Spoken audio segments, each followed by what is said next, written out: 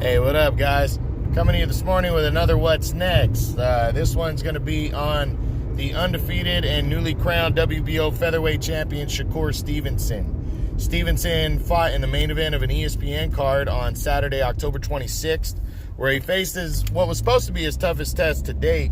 He took on undefeated up-and-comer Joet Gonzalez. This would be for the vacant WBO title after Oscar Valdez vacated the title instead of making a mandatory against Stevenson, as Valdez said weight issues and moved up to 130. So Stevenson took on Gonzalez. There was a personal beef between these guys. I guess Stevenson had dated Gonzalez's sister a while back. So there's a little bit of a personal beef here. And, they settled it in the ring. Stevenson dominated Gonzalez to a one-sided 12-round unanimous decision. I guess it wasn't to everybody's liking, it was just a clean boxing performance, but a lot of people said Stevenson was boring, but nonetheless, he captured his first world title with that win and is now looking to the future.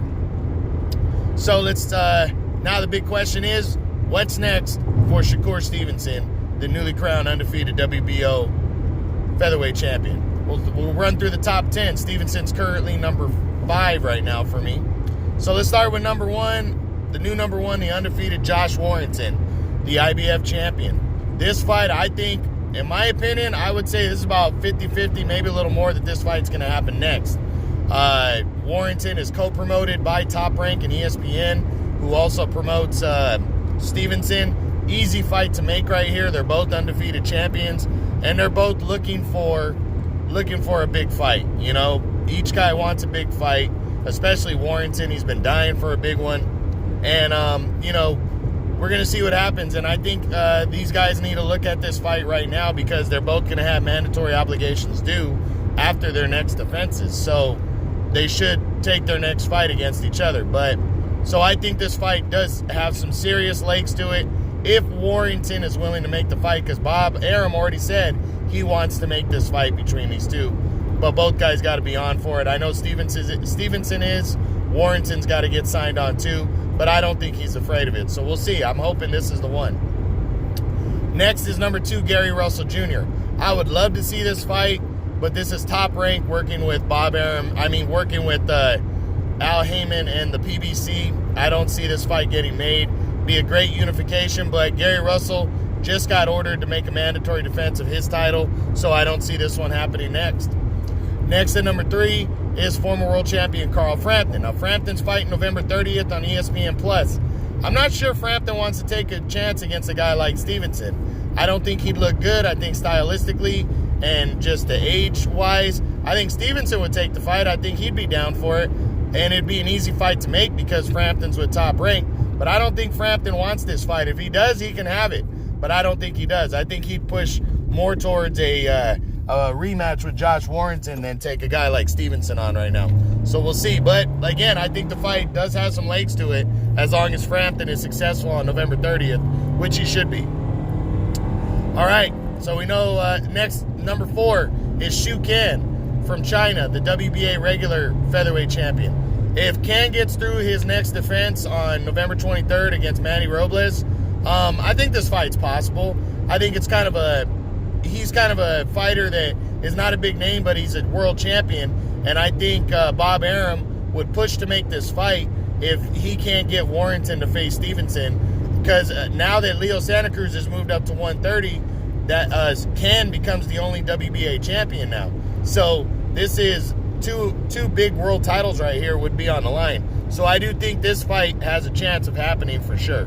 We'll keep you posted, but I really do think this could happen.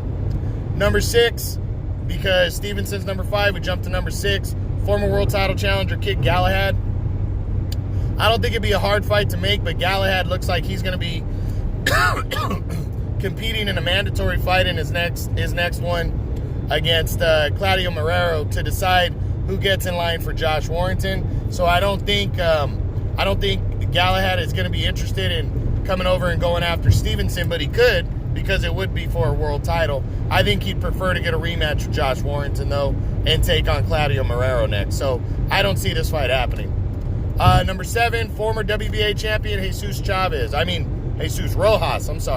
I think it's an option, and I don't think Stevenson would be against it, but this is Golden Boy working with Top Rank, I believe. And, again, it's an option. I think it could happen, but I don't think either side's going to really push for this fight hardcore because Rojas isn't a huge name, and he's not a champion anymore. Number 8, Tug Bayar from Mongolia. He just got ordered to challenge for the WBC title, and he's a PBC guy. I don't think he'd want to take the risk, and I don't think PBC would work with Top Rank to make this fight happen anyway, so I don't see that one. Number 9, Isaac Dogbe, former 122-pound champion. I think Dogbe wants to debut at featherweight against a less threatening opponent than Stevenson, so I don't see this fight happening, but they are both promoted by Top Rank, so I wouldn't be completely surprised, but I don't think so. And then lastly, at number 10 is former 122-pound champion Jesse Magdaleno. Magdaleno now, he's a top-ranked guy. This fight would be easy to make. I don't think Magdaleno would be completely opposed to it. Personally, I think Magdaleno would prefer a fight with Josh Warrington, but I don't think he'd be opposed to going in there against Stevenson either, because it's an easy fight to make, and he's won 2 straight fights at featherweight since he debuted earlier this year. So maybe this fight could happen. I do think it's an option, but we'll see. But featherweight is turning over now, guys. It went from being a dominated PBC division to where there's a lot of top-ranked guys and DAZN guys to where the sides will work together and they can be made.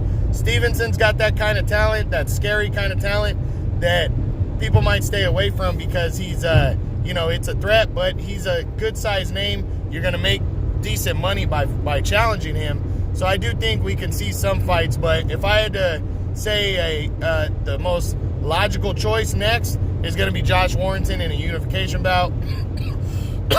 Excuse me. After that, I'm so sorry, guys. After that, I think Shu Kan, the WBA champion, if he's successful against Manny Robles.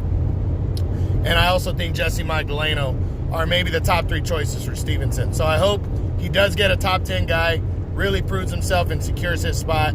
We'll see what happens. All right, guys, that's the What's Next on Undefeated. WBO featherweight champion Shakur Stevenson. True boxing. You've been hit with the truth.